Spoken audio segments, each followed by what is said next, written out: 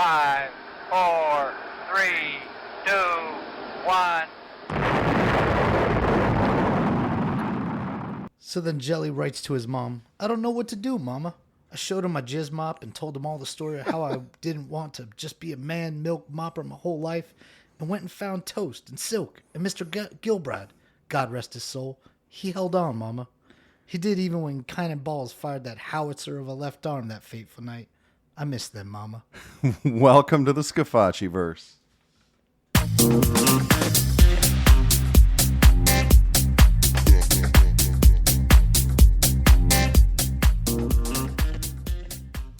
Hey everybody, welcome back to the Scafacci verse. I am Anthony Scafacci along with... I'm Alan Gigax. And we are your hosts. Another week, another episode, and this episode is going to be a little different. Yeah, because we're friends, and we're going to talk like friends, and we're going to let you guys know stuff about ourselves, and it's going to be very revealing. And I'm even going to post as the episode picture a picture of my gooch. Yeah, well, that's not exactly what we talked about before coming in here, but I thought it was implied. Yeah, you know what? Look, I'll take the picture. I don't care. Yeah. I mean, originally I was going to go with my feet, but nobody needs to see those. No, they've already seen those feet, dude. Oh, yeah. I forgot about that. Yeah. Yeah. That's Agony true. of the feet, man. Yeah. One of our top episodes Yeah. for sure. We're going to digress already because Anthony found a podcast award jury The Signal or whatever. Award. Yeah, the Signal Awards, right? Yeah. Which I had never heard of before. I'm Me sure neither. they're lovely. Yeah. And so he's like, hey, man, that Agony of the Feet episode, that was a real winner. Maybe we can get that on the Signal Awards. We can win ourselves an award. Yeah. And then what happened? Yeah. And then we're like, I said to myself, I bet they charge. And dear listener, imagine in your head the price that they might charge to submit your podcast episode, just to submit an episode to be considered for a Signal Award. Well, actually, before we reveal that, Yes, of course. because imagine you're these people setting up the Signal Awards, Yeah. right? And you're soliciting people to submit a show, to win an award. And when you guys hear the cost of this, I know what's going on. How big of balls would you have to set this price? Yeah.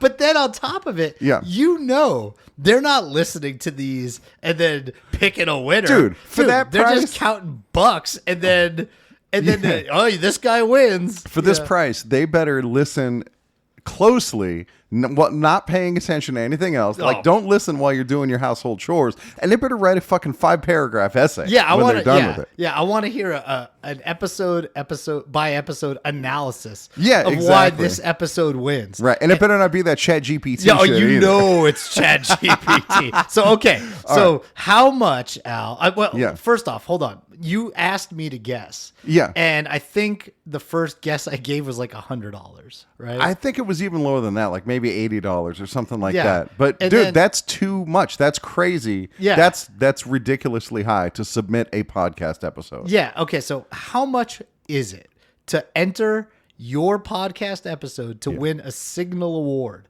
$795. Change back on $800. Look at that. If you thought it was going to be over 800, no way. Yeah, you are mistaken. Dude, we're in the wrong industry. We need to get into the podcast award industry. Into the vanity award business. Dude, when we were growing up, there was a service, like if you thought you were a poet, which of course I did when I was in high school. Yeah. I'm sure you did not, but I thought I was. And so you could submit for like a national poetry award. And they wrote back and they're like, dude, we really love your poetry. We think it's really good. And we'd like to include it in this book that we're going to publish. And if you want copies of the book, it's like $100. What? Yeah. And I'm like, oh my God, this is so amazing. They're going to publish me in this book. Well, it turns out that is what is called vanity publishing. Yeah. And they will essentially publish anybody's poetry who gives them $100. And they'll say, man, look at these up and coming poets. Yeah. Dude, what a racket, man. I know. Yeah. I thought when you got like 22 CDs for one penny, that was like. That's a racket too. We probably still owe Columbia House money. I definitely went to collections on that shit. Yeah, no doubt. In Devil's Advocate, you remember what the devil's favorite sin was? Publishers Clearinghouse? It was Vanity. Oh, Vanity. That's how he gets back at Keanu Reeves again. That Vanity, that's my favorite sin.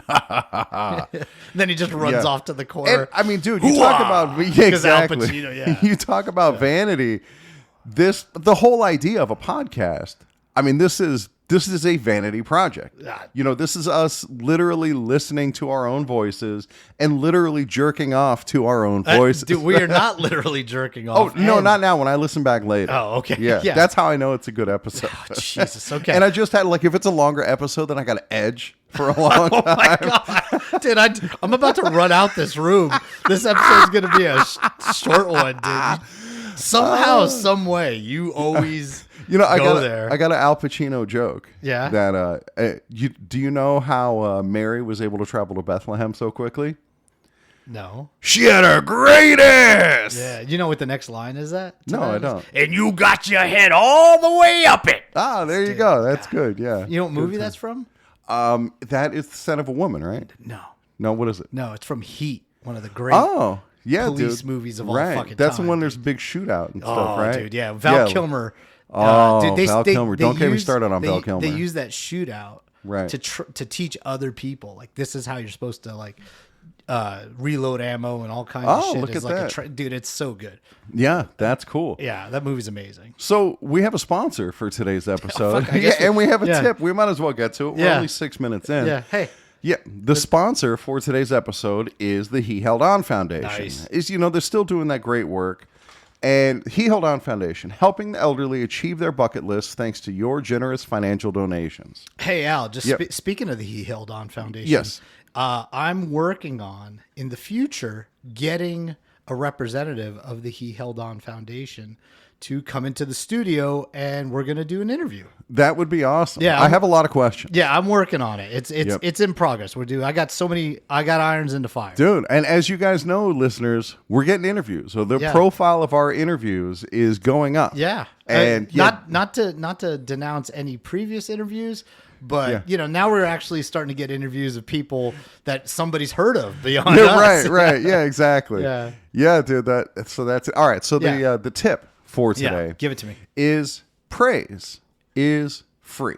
Dude. It costs you nothing to be like, oh, that kicks ass. That is so awesome. Dude, we may have to call an audible and just do an episode on how nice praise is. I know, dude. It is the best. So there are these viral videos, or not, there's a, what do you call it? When people all make videos on a theme, whatever that is, where they'll be the girlfriend gets all up on the camera. She's like, my boyfriend collects Legos, and you are going to see his Lego collection, and you are going to be nice.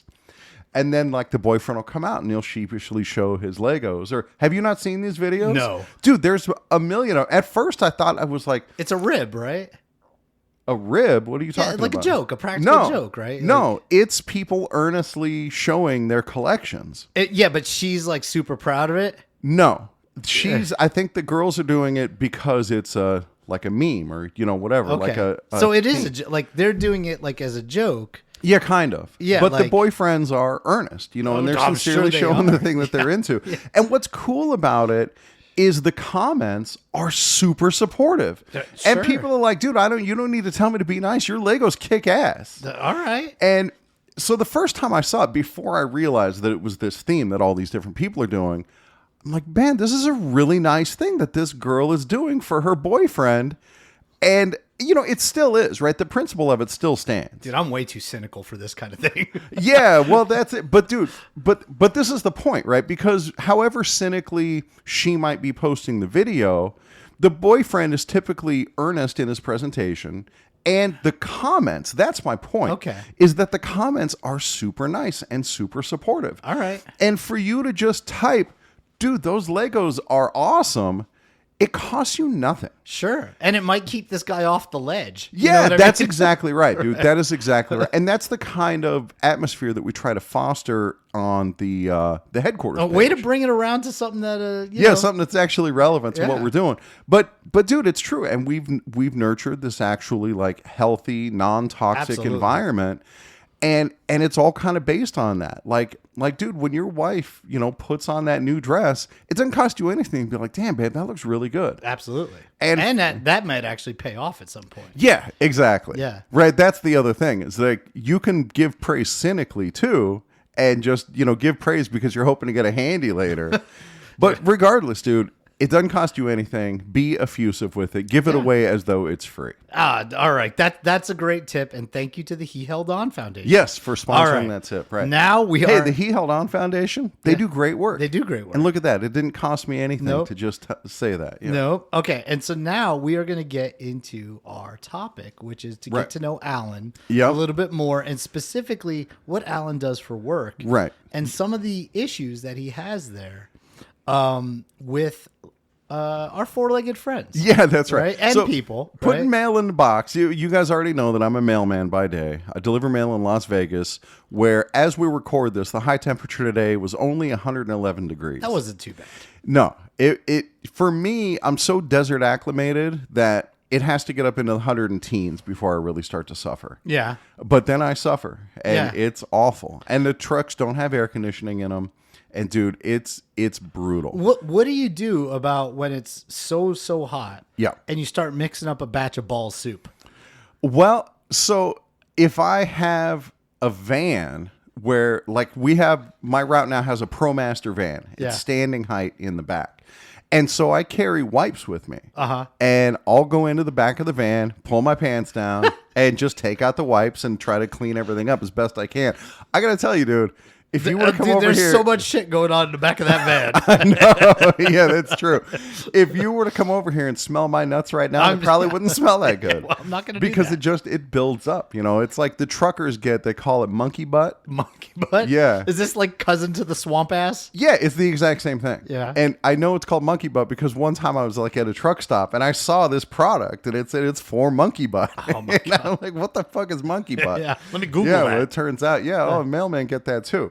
So the heat, dude, it's brutal. And so like in the summer, it's not unusual for me to drink 2 gallons of ice water over the course of my shift. I wear 2 cooling towels, one over around my neck, one over my head.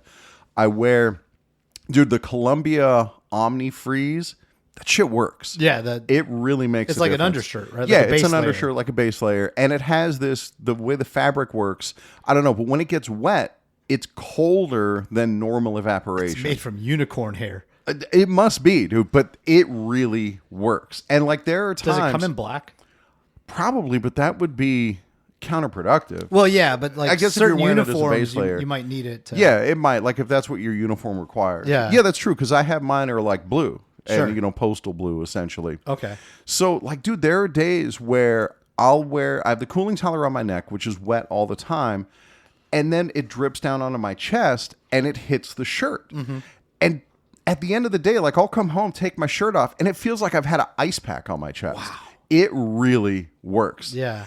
But that's not what we're here to talk about. That's a testimonial. Yeah. It is a testimonial. Right. Those are free too. What we're really here about, though, is the fucking dogs. Yeah, right. Yeah, is the danger of dogs. Yeah, danger in general, because we'll probably wind up talking about some humans too. I don't know. We'll see how long the episode goes. Yeah, but dude, I have been. It's not a myth. The mailman gets attacked by dogs. Earlier this summer, there was a carrier in Florida who was attacked and killed by a pack of dogs on somebody's property. Lord. Yeah, dude, it happens. We've had carriers at my station get chewed up real bad, and it's no joke. Yeah. Now, do you guys, if that's happening, do you guys find out after the fact or as it's going on? Is there like some kind of radio that you guys have, or we have scanners that you can send text messages to management? But what do you mean, like, do you find out? Like, I usually find out as soon as the dog starts barking. No, I'm saying, so like, let's say somebody else on a route is being bit by a dog. They usually don't say anything. Who comes to help them? The police or the paramedics. Okay. Or it depends on how severe it is. Maybe the carrier will drive themselves back to the station and then go to quick care or whatever. Okay. And when that happens, do we sue the homeowner? That's the question. And I would imagine that there's room for that somewhere. There is. I mean, if you can prove that the homeowner was at fault. Dude, if their dog attacks you, they're at fault. It's pretty straightforward. I mean, what if like there's like all these signs and you're not supposed to go in the yard, and then you ignore all those signs? It's a great question. So it gets a little bit nuanced there, except that they are supposed to provide access to their mailbox. And like, we can go on, you can put up a sign that says private property, no trespassing. Yeah. When we're in our official duties, yes, you can, it's not trespassing. Yeah, I understand that. So. And so for me, like, I've learned finally, you're going to hear how stupid I used to be. And I'm still pretty stupid, but at least now, like, if there's a yard that's fenced in and there's a sign that says beware a dog, those people just aren't getting mail that day. Unless if the gate's open, fine, because the dog could get me either way. Can you just get like a band, not a Band-Aid, a rubber band tied around the mail, and then use a rock and like just because it launch has to go into an approved location. Yeah, you can't just leave it out. Like, the mailman's not supposed to leave the mail between like your screen door and your front door, for example. Okay. And that I know that happens, but yeah, that is all forbidden. right. So we got to get to it. Yeah, let's enough get of to this it, nonsense. Man. Yeah. So anyway, all right. So there's one time I'll tell you guys a dog attack story that I enjoy that you're gonna like. Okay. So, and it centers around having to take a piss. So I'm out delivering. I do these walking routes, which is the way it is in most of the country, but they're rare in Las Vegas. They're usually in like older kind of rundown neighborhoods, the kind of neighborhoods where people let their dogs run roughshod. Yeah. Okay. So I'm finishing up a neighborhood and I really have to take a leak, but I only have one more street left. Sure. And so I decide, you know what? Gut it out. Yeah, I'm going to gut it out. And then when I finish this street, I'm going to drive to the next neighborhood. I'm going to pass like a Jack in the Box on the way, and I can hit the bathroom there on the way to the next stop. So I'm going down to one side of the street, putting the mail in the boxes, going up to the door. And I get to the far end of the street, and the mailbox is right up by the front door, and the front door is open. Sure. And I know this is a problem because there's a dog warning card for this house that gets put in like with my mail. So as I'm delivering, I see the dog warning card. And the dog warning card lets me know that there's a pit bull there and that the pit bull has attacked the mailman. Okay. And I know this anyway because I wrote that dog warning card because I had already been attacked there once before. So it at least it once had before. previously attacked you. Yes, exactly. And so with the mailbox right by the front door and the front door open, you'd have to be a fucking idiot to go up there and try to deliver the mail. And so what exactly did you do? Well, I'm a fucking idiot. And so I decided, surely they wouldn't have the front door open if the dog is in the living room. That would be madness. Yes. And so I'm just going to go up the driveway real quietly. Cover myself in barbecue sauce. Right, exactly. Maybe some pig's ears. Yeah, and throw out just some bacon. Yeah. Sashay my ass up to that door. Exactly. And so, I'll just go up there quietly, drop the mail in the box, and I'm sure nothing, no harm will come. What could go wrong? Yeah, what could possibly go wrong? Exactly. So, and if things go horribly wrong, at least by this point, I was carrying bear spray. Okay. Which saved my ass. That will be another topic. Yeah. But so I go up, I put the mail in a box, and I'm walking back down the driveway, and then I hear, you guys probably can't hear that, but I hear the skittering of dog nails running down the driveway behind me. And so, it shit. Flanked your ass? No, like as I'm walking away from the front door. I have my back to the front door, headed back to the street to go to the next house. A dog comes running out. I hear the nails. I turn around with the bear spray in my hand, and it's a Chihuahua. And I said, oh, thank God. If it was the pit bull, I would have peed myself for sure. Because I really had to piss. But it's a Chihuahua. Oh, thank God. And so I put my bear spray away. And I go to continue delivering the route because I don't really care about a Chihuahua. But this Chihuahua is so fucking aggressive. Yeah. And just will not leave me alone. It keeps trying to like bite at my heels. It's got Napoleon syndrome. Yeah, exactly. And little dogs like that, in some ways they're bolder because they never get consequences. Like women. Yeah, exactly. They live in a consequence-free environment and they turn into real bitches. Yeah, they just talk some shit. Yeah, exactly. Yeah. You ain't gonna hit me. Yeah, that's exactly right. They know they're not going to get smacked. Yeah. Yeah, they're not. No, they're not. They're Nope, not. And definitely, like definitely this dog never gonna too. do that. Right? I got bear spray, but I'll shake the shit out of one. I'm not going to bear spray this dog, a Chihuahua. I mean, I have my dignity, So, but he won't leave me alone, and I really got to piss, and I'd like to get this done. So I try kicking at him, and I'm not really trying to punt this Chihuahua. No, I just want him to leave me alone. Away. Yeah, exactly. Yeah. And it doesn't hurt him at all. No. He just dodges out of the way, and as soon as I turn around, he comes at me again. So then I think, well, I'll try to outsmart him a little bit, and I'll mule kick him because he doesn't see that coming. Oh. And still, I'm not trying to really punt him, but Yeah. it doesn't matter. He's still, he's smarter than that. Smarter than me. Yeah. Sees it coming, dodges out of the way. It does not work at all. And I really got to piss. I'm getting frustrated. And now I'm like 3 houses down, and I still got a ways to go to get back to my truck. And I'm like, oh, I'm gonna piss on this dog. Well, I do the next best thing. I remember that the post office issues this pepper spray that comes in like a little canister like the size of a big lipstick. Sure. And it's shitty, weak pepper spray. But, dude, it's a Chihuahua. This is Chihuahua pepper spray. Yeah, this is perfect. It's scaled down perfectly That's for this exactly. dog. That's Yeah. exactly right. So I take out the pepper spray and I go to spray the dog, and the can is so old Oh, yeah, it just that it doesn't- just dribbles first of all, out like an old man's dick. Right. Yeah. This little gentle arc streams out, just a little stream like out of an old man's dick. That's right. And then it also leaks all over. Just like half of it pours out the top of the can all over my hand. The Chihuahua easily sees this coming and jumps out of the way of the flaccid stream of pepper spray that comes at it. And it was completely fucking useless. Yeah. Now I'm frustrated. Yeah. So now I kick at the dog again, and then I realize, every time I go at this dog, he's dodging in the same direction. Yeah. He's got to move. Yeah. And so, You gotta- all right, now I got you.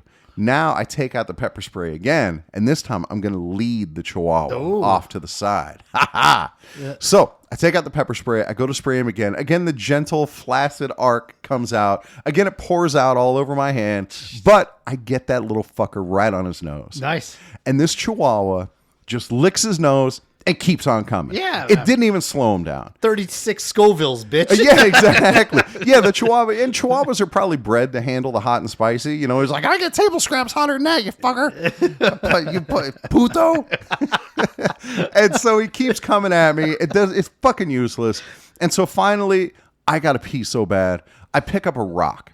And I throw a rock at the Chihuahua, and I don't hit it, but he finally gets the idea, and he runs back to his house.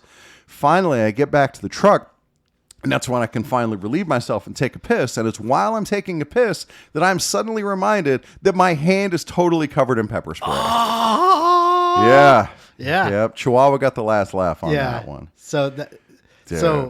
So, did you finish?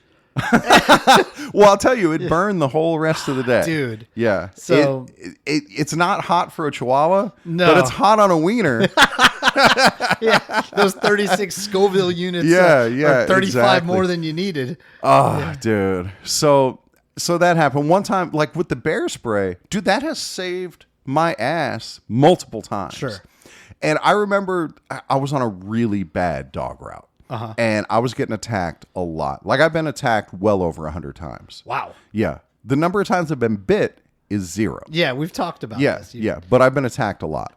And on this route, especially, is where I was getting attacked frequently. So I got bear spray and I start practicing with it because I know, like, when it's crunch time, you got to be able to pull that fucker out, get the safety off, and spray all instantly. Now, do you drill without this? even thinking about it? Yes. Yeah. I would drill while I was out walking the route. And so I had this thing that I would do. You like have a holster? Yeah, comes with a holster. So you do like quick draws, drills? That's exactly Yeah. right. 100%. Yeah. And so I would do this thing like, okay, the next time I hear a dog bark, I'm going to pull it out as fast as I can.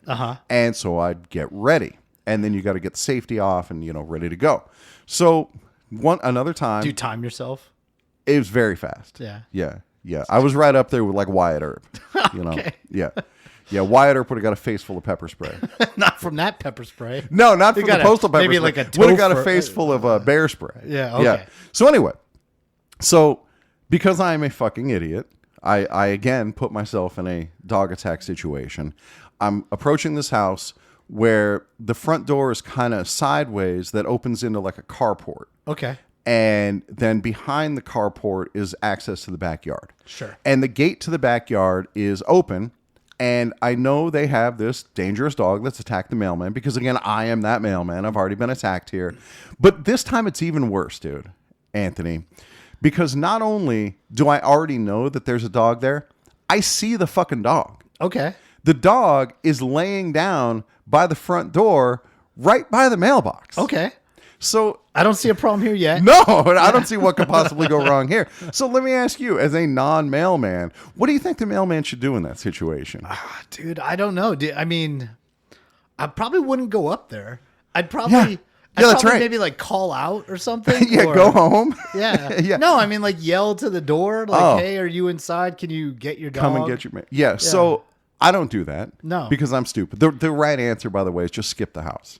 Okay. Yeah, and they'll get their mail tomorrow when the dog's not there. Sure. Yeah. Yeah. It's not a big deal. Okay. I know that now. Yeah. So anyway, but the dog is laying there. The dog is asleep, and the dog is on a chain. Now, do you do like tiptoe up there? Yes. Okay. Because now I'm going to be like right by the dog. Yeah. I'm going to be like 2 or 3 feet from the dog. So I really got to be quiet. So I go because I'm a fucking idiot. Yeah. So I go up there and I'm approaching the mailbox. I'm tiptoeing my way up. You nimble son of a That's bitch. right. Like a ninja. Yeah. And I get up to the mailbox. I open the lid. I go to drop the mail in. And as soon as the mail hits the bottom of the box, the dog springs to life. Yeah. Who could have possibly seen that Do you coming? hear like the record scratch? It was like, "Rrr." Yeah. You're probably wondering how I got here. Yeah. I don't know. Well, step one, I'm a goddamn idiot. Yeah. So I immediately start backpedaling because I know the dog is on a chain. Uh-huh. And so I'm backing up. The dog is now coming toward me. I have a little bit of space, but I can see the chain feeding out. And I'm trying to do this mental calculation. This is all happening very quickly. Yeah. Doing this mental calculation of how much chain is left versus how fast the dog is closing on me. And I realize there's too much chain. Uh-huh. This dog is going to get to me. I'm going to have to spray it. Sure. And as soon as I make that decision that, I better get the spray out, the spray is already out in my hand with the safety off. Dude, from the drilling. Yeah, the drills worked. Yeah. Yeah. And so, all right, it's time. And this is the first time I've ever sprayed the bear spray. Okay. I spray this much. Psh! And just in that little fraction of a second, this huge cloud of orange appears in front of me. Yeah. And the dog hits the cloud, immediately starts blinking, slams on the brakes, and runs into the backyard. Yeah, he's like, fuck Yeah, that. Yeah. dude, that stuff is no joke. I mean, it'll stop a fucking grizzly bear. Well, allegedly. Yeah, so... I mean, wonder how people- often they actually test it on grizzly bears. Too often. Yeah? Too often, yeah. And grizzly bears are good because there's more and more hikers going out into the wilderness. They're getting more and more used to people. They don't just head the other way They're like anymore. pigeons now. Yeah, yeah, exactly. You just feed the grizzlies. But an experienced outdoors people, and I talk to these people, they will tell you that like for a grizzly bear, Yeah. if you have the choice between like a 44 Magnum and bear spray, use the bear spray. Sure, because like hopefully the sound of the gunshot would scare it off, but one bullet isn't going to stop it. That's exactly right. Yeah. You would have to hit that You'd have to bear. hit the off button. Yeah, right. You'd Get a have to get it headshot. like directly between the eyes or directly in the heart. And if you hit it anywhere else, that bear's just going to keep coming. Yeah, and it's going to be pretty pissed. Yeah, exactly. Yeah. You're just going to piss it off. Yeah. And, Dude, there's a great line from the Lewis and Clark expedition where they were the first like whiteys to encounter grizzly bears. Yeah. And they named them grizzly bears. Like, dude, these fuckers are grizzly. And so at first in their journals, they're like, these bears are amazing. Oh my God, they're such beasts. And, we've been killing the bears and like, because they got a lot of guns and, Sure. because it's America. they're not going west without a lot without of a bunch of ammo. guns. Yeah. They're like real Americans. It's like all American. Yeah. So anyway, and then like a month later, as they're getting like deeper into the Rocky Mountains, they're like, our enthusiasm for grizzly bears is waning almost as fast as our ammunition. Yeah, I'm sure. Yeah, and like, Well, especially back then, I mean, when it's like uncharted yeah, kind of territory. dude, how like, much longer are we gonna keep running into these things? Well, and grizzlies were probably like, like proliferating, Yeah, like probably. at a rapid pace back then. Yeah. They had a couple, I don't know, 100,000 year head start on us or whatever. Right. And they're probably, dude, and I don't- and you just a human just looks like another food source at that point. Yeah, Like, exactly. There's no reason to fear us. right. Yeah. I don't like camping in bear country or hiking in bear country. Yeah. It makes me very nervous. So anyway, getting back to the dog. So I spray the dog goes running into the backyard. All right, cool. The pepper spray just saved my ass. The system works. Yeah. And then I see why the gate was open. And it's because the mom of the house was in the backyard, like doing some yard work or something. And she comes walking up to see what all the commotion is. She walks through the gate. right into the cloud. Nice. Yeah. 2 for 1. Yeah, exactly. And she starts rubbing her eyes and coughing. Oh. And she goes running inside, and I see her at the kitchen sink, and I want to tell her, like, lave sus ojos, but I can't think of it at the moment. Wash your eyes in Spanish. Oh, Jesus. Yeah. But, like, what the fuck? Is she not going to wash her eyes? Of course she's going to wash her eyes. What I needed to say is lave sus ojos con Dawn. Yeah. Because Dawn is what you need. You should have been like, chupa los huevos. Which means suck my eggs. Yes, that's exactly right. Yeah. So then she comes back outside. Yeah. And what is she doing back out here? The cloud is out here. And I see, in turn, 3 little kids all come walking out from the backyard. And all 3 of them walk into the cloud. Yeah. So with one, took out a family of 5. That shit works. Do you still go back and visit that house? I see would. it, dude. Every time I drive that street, I think about how that happened. I would go up to the door and be like, hey, you remember? How old are those kids? How long ago was that? Oh, it was probably 12 years ago. So those kids are like adults now. Yeah. Yeah, you can ask them how their eyes are. Does it still burn? Yeah. That was me, you sons of bitches.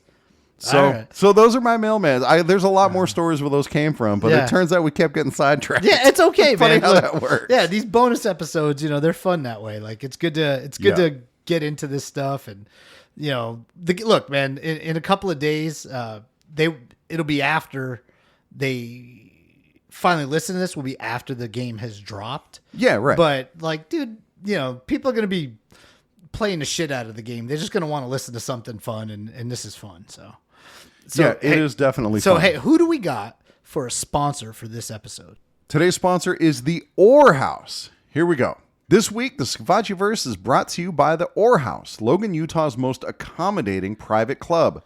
Since 2004, we've been turning boys into men one unforgettable experience at a time. Conveniently located near Utah A&M, the Orr House is a full-service establishment designed to give you exactly what you've been missing. Come on down. We're open late, and we're always ready for you. Ask for the Rub and Tug Special, featuring our house blend dry rub ribs and a helping of pulled pork. And remember, if you see someone from your ward, they're just as guilty as you are. Nice. I love that place, man. Yeah, dude, they have good food. All right. Well, for Anthony Scafacci. Yeah, I'm Alan Gigax. This has been a balls deep production of the Scafacciverse podcast. We are out. How